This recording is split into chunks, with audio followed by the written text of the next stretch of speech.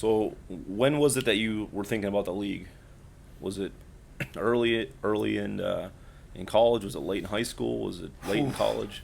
I think that I never really like looked far ahead. Hmm. Like, truly, I always tried staying in the now.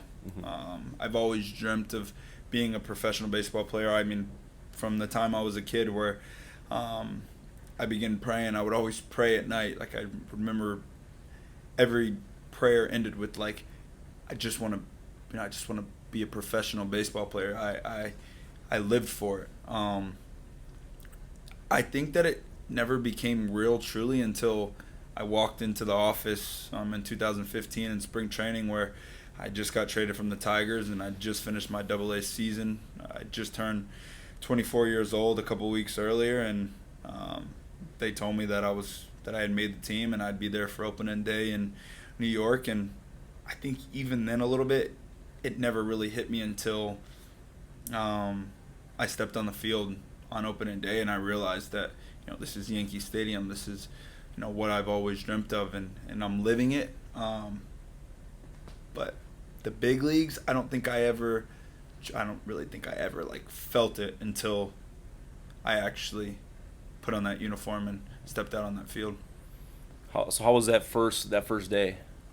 Who'd you call? Who'd you talk to? How were you feeling? So I wanted to, as we were getting closer, I was starting to figure out that I had a chance to make the team, and everything was lining up as if I was going to make it. So I kind of prepared in my mind, like, man, I don't want to tell like my mom or my dad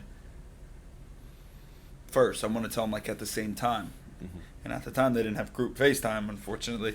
So I did it by I sent a group text to my mom and my dad, and I just said like, thank you for everything, and I was just told that my dream's gonna come true, our dream's gonna come Hmm. true. So it was it's a special day. It's a day I'll never forget.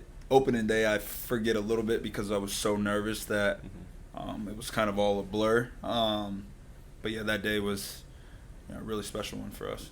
So it's awesome to accomplish that. Talk about some of the hardest experiences or toughest experiences to get to that point.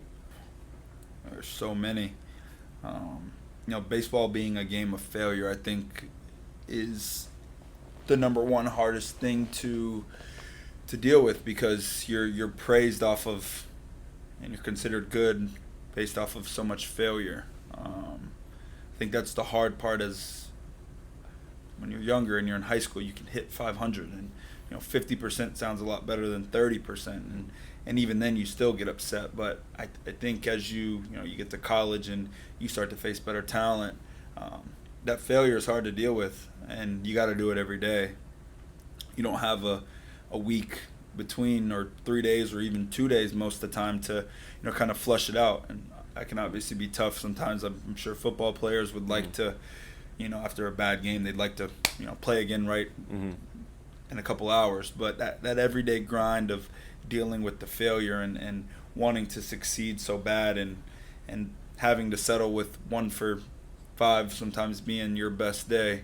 I think that's the first part that's toughest about baseball. But I think outside of that, it's controlling, like I was saying, the outside part of Hmm.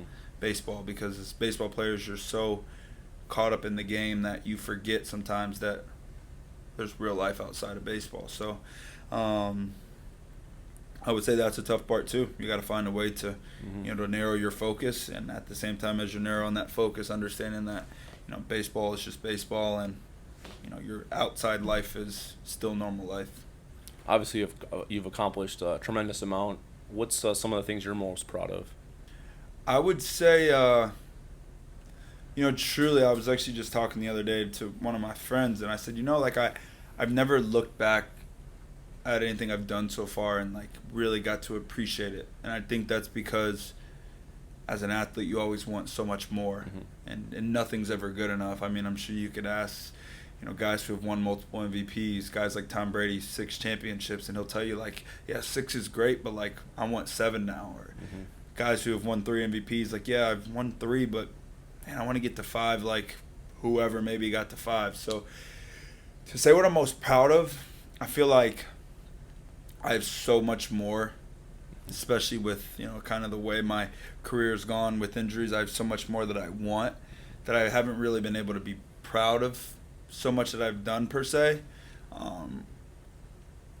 I would say I'm just more thankful than anything for my parents, and I realized how lucky I was as a kid to have a mother and a father there to push me every day, and to show me that bringing home a B on your report card's not okay just because you had 5 other A's. That you need to strive to be the best you can in everything you do, and I'm just really thankful for my parents, and I'm happy for my parents, the work that they put in to be able to give back to them a little bit and to show them all their hard work with a little bit of me too. But I want my parents to know that I'm so thankful for them pushing me, because without them it would have been easy to not take those extra 100 swings or be okay with the 2 for 4 games when I'm 12 years old. And they just showed me that you got to continue to want to be better.